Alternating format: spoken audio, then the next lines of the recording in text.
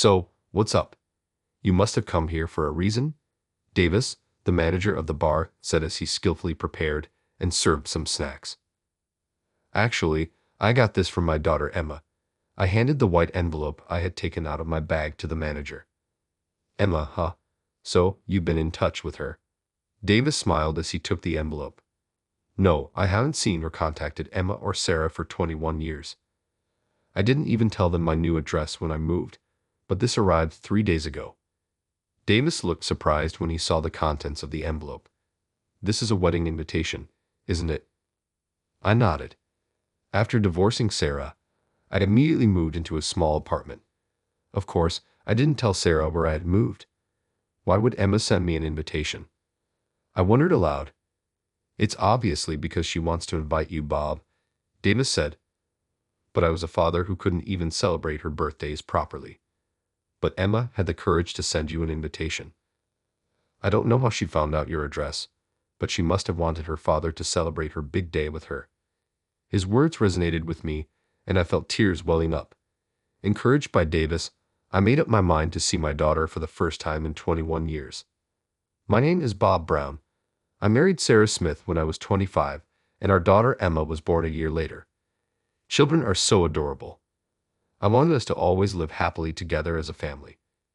Having a child made me feel more responsible as a father.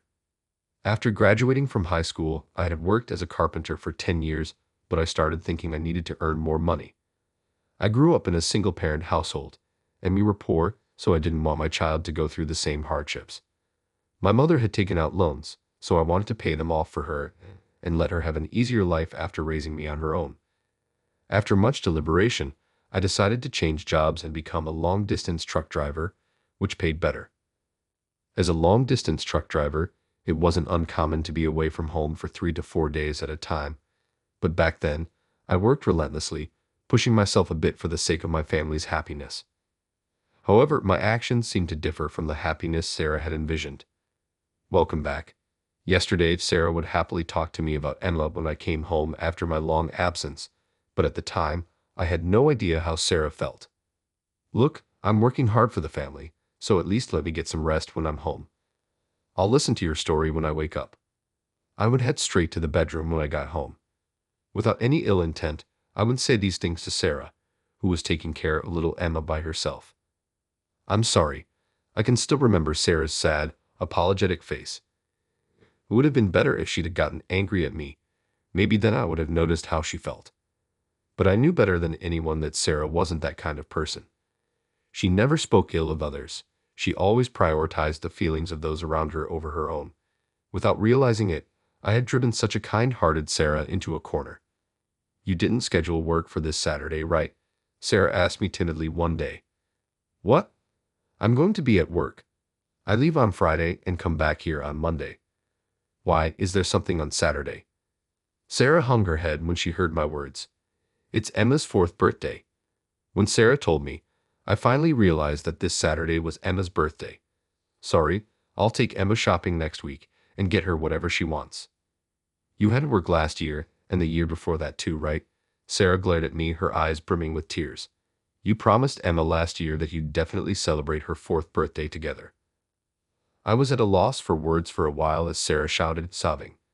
But it's not like I was out having fun. I didn't want them to be miserable like me just because we didn't have enough money. That's why I'm working like a horse. And while I understood what Sarah was trying to say, I was a little annoyed at this point. Sorry, but it's work. I'm doing it for our family. I'm sorry too, Sarah said, wiping her tears and fleeing to the bedroom. Good morning. The next morning, I was relieved to see Sarah acting as usual. I finally understood. On Friday morning, I greeted Emma as always. Emma, Daddy will be back on Monday. Be a good girl and listen to Mommy. If I mentioned her birthday, she would remember our promise and things would get out of hand, so I didn't mention it on purpose. Bye-bye, Daddy. Emma smiled at me without a care as usual. When I get back, I'll properly tell her happy birthday and I'll buy her what she likes. I left home as usual, convinced that working for the family was my mission. However, at the time, I never imagined that this would be my last memory of Sarah. On Monday, I came home with a stuffed toy of a dolphin, Emma's favorite. I had bought it without thinking when I saw it at a store just off the road. I'm home.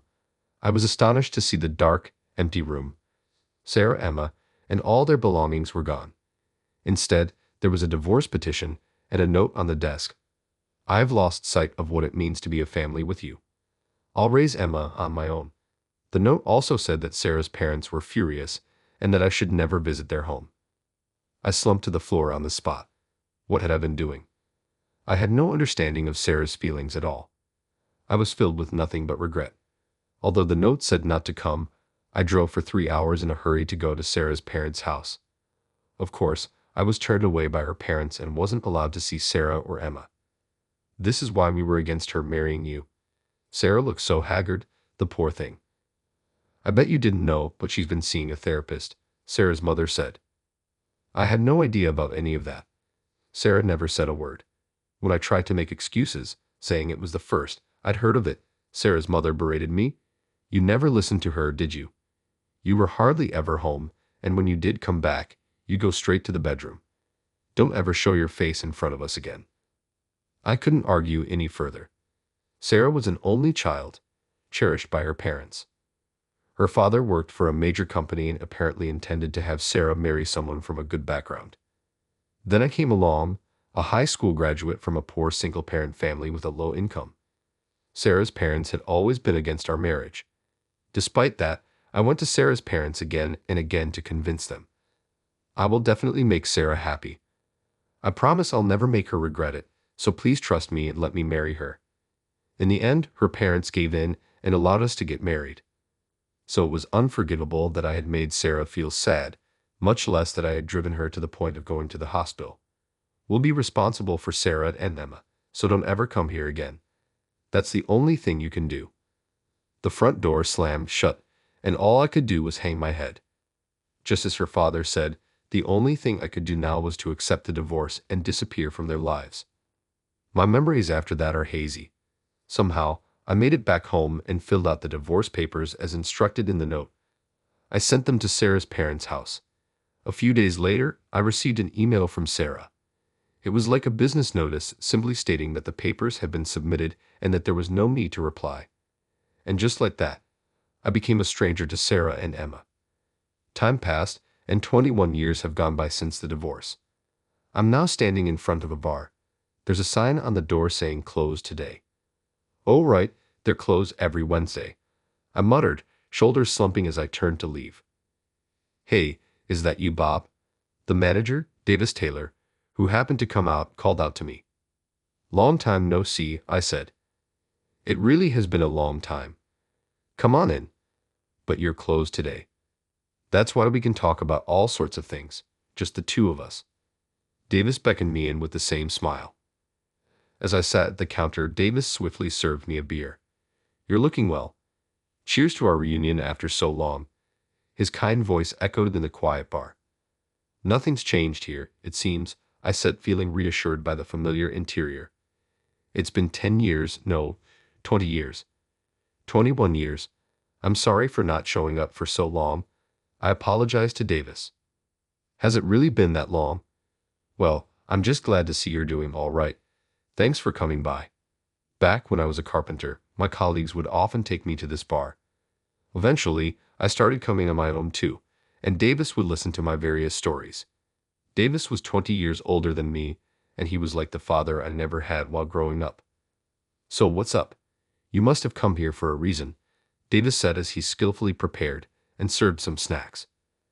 Actually, I got this from Emma. I handed the white envelope I had taken out of my bag to Davis. Emma, huh? So you've been in touch with her? Davis smiled as he took the envelope. No, I haven't seen or contacted Sarah or Emma for 21 years. I didn't even tell them my new address when I moved, but this arrived 3 days ago. Davis looked surprised when he saw the contents of the envelope. This is a wedding invitation, isn't it? I nodded. After the divorce, I immediately moved into a small apartment. Of course, I didn't tell Sarah where I had moved.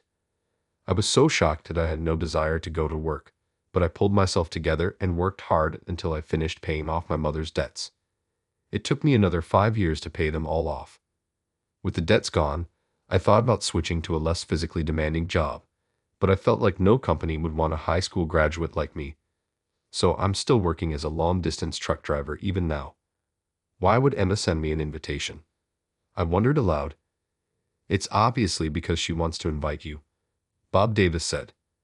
But I was a father who couldn't even celebrate her birthdays properly. If I showed up at the wedding, Sarah and her parents would surely be furious. I'm sure Sarah, being kind-hearted, hasn't spoken of me to Emma. Emma herself was still young, so she probably didn't understand how immature I was. Even if Emma didn't think badly of me and actually wanted to see me, I figured Sarah and her parents still hadn't forgiven me. But Emma had the courage to send you an invitation. I don't know how she found out your address, but she must have wanted her father to celebrate her big day with her. His words resonated with me, and I felt tears welling up. By the way, do you have a new family now? Bob Davis asked hesitantly. No. My mother passed away 6 months ago, so I'm truly alone now. It's lonely, but Sarah and Emma are the only ones I love. I think living in a way that won't shame them is the least I can do to atone for my sins. My mother had urged me to remarry many times. I'm sure she was terribly worried about me being left alone after she was gone, but I stubbornly refused. I couldn't even imagine walking through life with anyone other than Sarah and Emma. You were head over heels for Sarah from the day you met her, weren't you? Bob Davis said, his eyes narrowing in reminiscence. I had met Sarah at this bar. It was when I was 24. As usual, my colleagues had brought me here. That day, there happened to be a group of smart-looking people in suits sitting at the next table. Among them was Sarah, who was smiling modestly. I thought she was cute, but my first impression was that we probably lived in different worlds judging from her appearance. I didn't pay much attention to her at the time and was drinking with my colleagues as usual. But the alcohol hit me faster than usual, perhaps because I was drinking on an empty stomach. Grinning like an idiot, I accidentally knocked over a beer bottle, spilling it everywhere. Sarah immediately handed me a towel from the next table. When I spilled that beer, didn't she? Remembering our first encounter after so long made my heart ache. You fell in love with her in an instant, Bob. I can tell just by looking at you, Davis said, making me feel embarrassed. But it was absolutely true. The kind-hearted Sarah responded quickly to the accident at the table next to hers. Are you okay? Drinking too much is bad for your health, she said, peering at my face with concern despite me being a total stranger. I was captivated by her. I'm so sorry. Thank you very much. I'll be careful not to let this happen again, I said solemnly, the drunkenness instantly wearing off. Sarah laughed at the sight. Just please take care of yourself for your sake and your family's. For my sake and my family's. What a beautiful soul she had. I completely fell for Sarah with those words. After that, I started coming to the bar alone, hoping to see Sarah again. I even talked to Davis about it and had him secretly contact me when Sarah came to the bar. In this way, I gradually closed the distance between us, pretending it was just by chance. I was upfront with Sarah about myself from the start. Of course, I wanted to date her, but since I already felt like we lived in different worlds, I wanted her to tell me right away if it wasn't going to work out. However, Sarah didn't seem to mind at all that I was a high school graduate, a carpenter, and from a single-parent family. On the contrary, she justly respected me, saying things like, "You've already been working for 6 years, even though you're the same age as me. It's amazing that you became independent so early, and it's wonderful how much you care about your mother." I grew to like the pure-hearted Sarah even more, and I finally confessed my feelings to her. Sarah shyly accepted. You came to tell me the good news in person on every occasion. When you started dating, the day after you proposed, and when Emma was born. Davis said, "Well, you're like a father to me, Davis." I smiled with deep gratitude. "Oh, I just remembered. You made some kind of declaration when Emma was born, didn't you? What was it again?" I silently took out a bank book from my bag, opened it, and showed it to him. "That's right. What is this?" "Yours, Bob?" Davis asked. I silently nodded to Davis, who was wide-eyed. Davis let out a sigh and gave me a kind look. "Bob, you've already made up your mind, haven't you? Go see them and tell them how you really feel. God's given you this chance to meet them, so take it." Davis sat down next to me and put his arm around my shoulder. He continued, I think of you like a son, you know. That's why I want you to be happy. 21 years is more than enough time to take a good look at yourself, and not just for you, but for Sarah and her parents too. None of you are the same as you were that day. You've all changed. Tears spilled from my eyes. But maybe Sarah's remarried. I voiced my concern. It had been 21 years. There was a good chance of that. Sarah was so kind and charming, there's no way the men around her would have left her alone.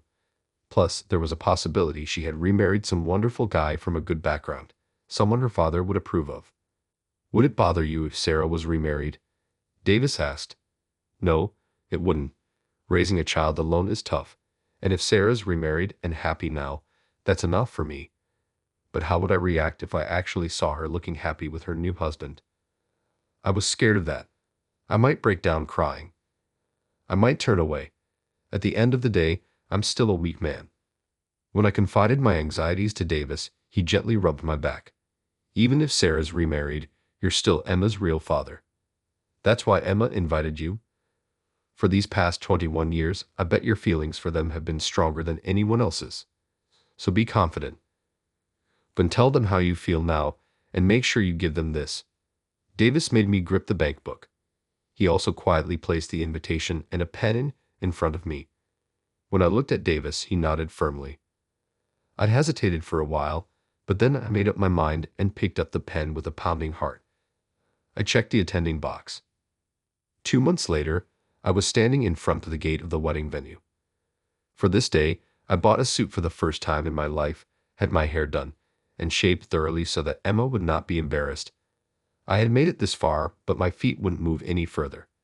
The staff member, perhaps wondering what was up with me, came over.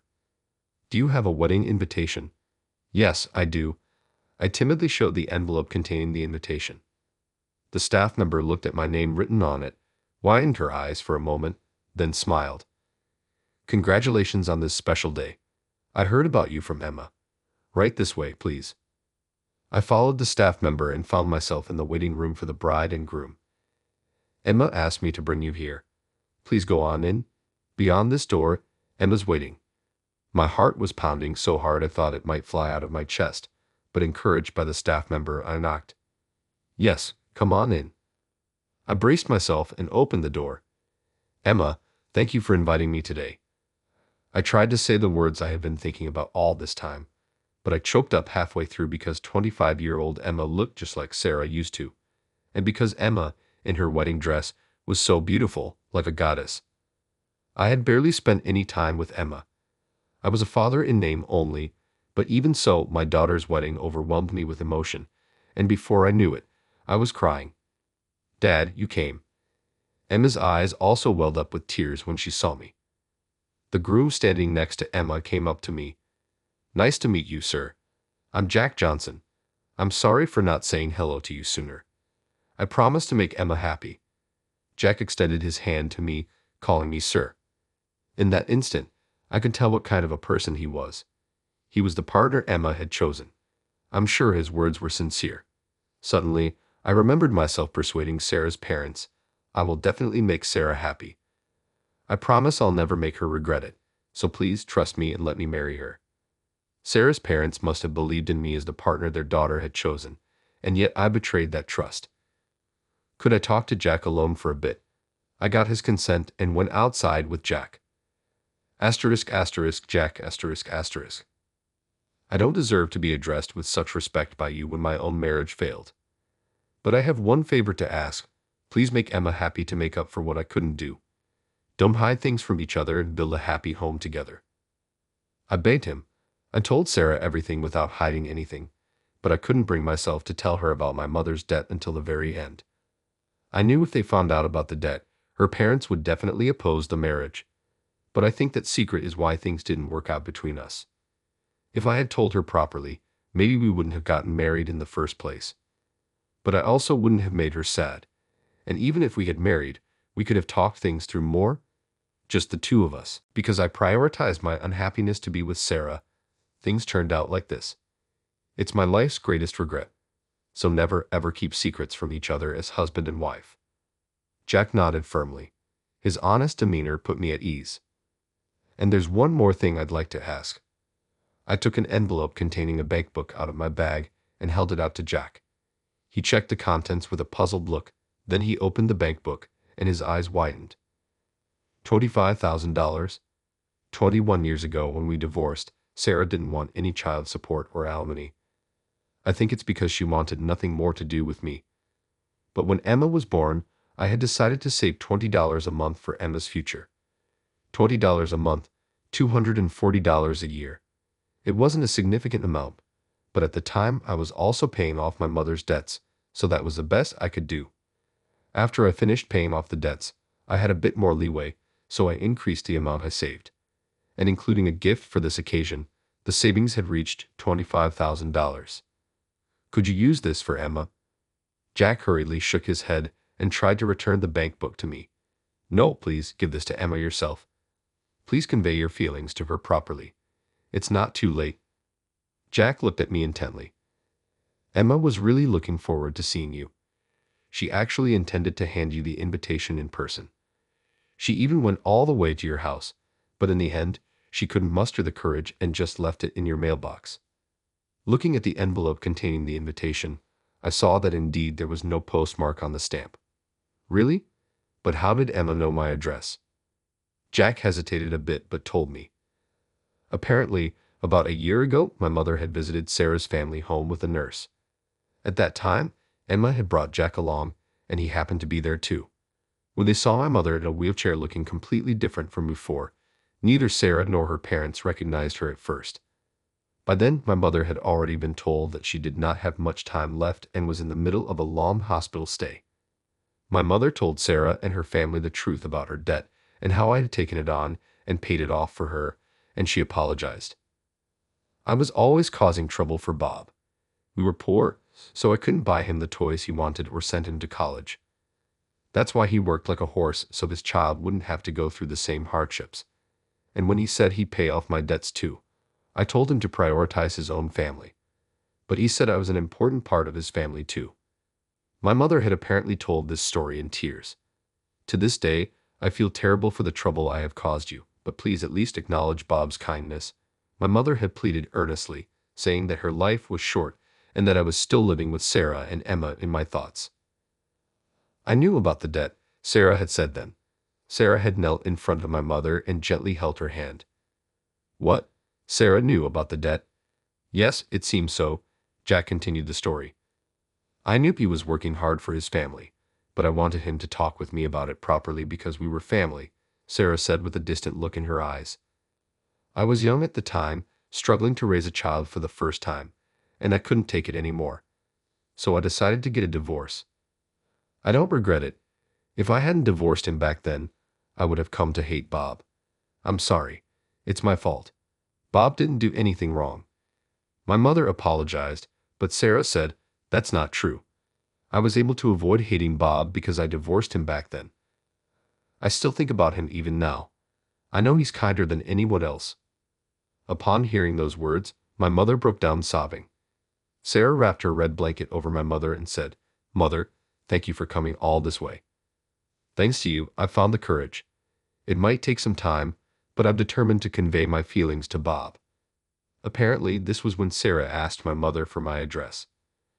Come to think of it, at some point, my mother started treasuring this red blanket.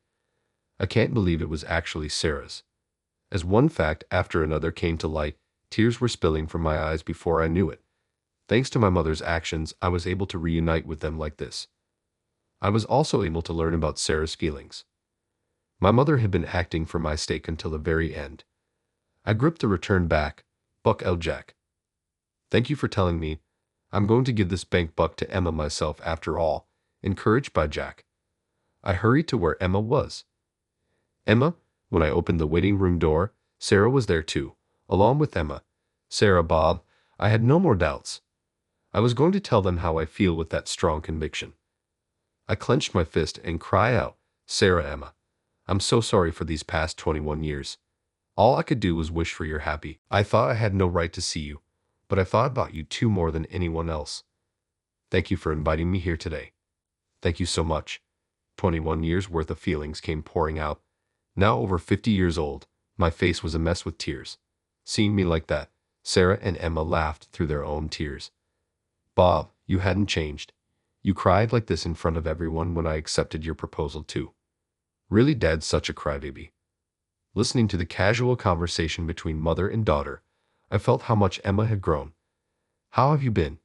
Good, not drinking too much. Not at all. Are you cooking for yourself? I mostly have ready-made meals, but I do cook pasta every now and then.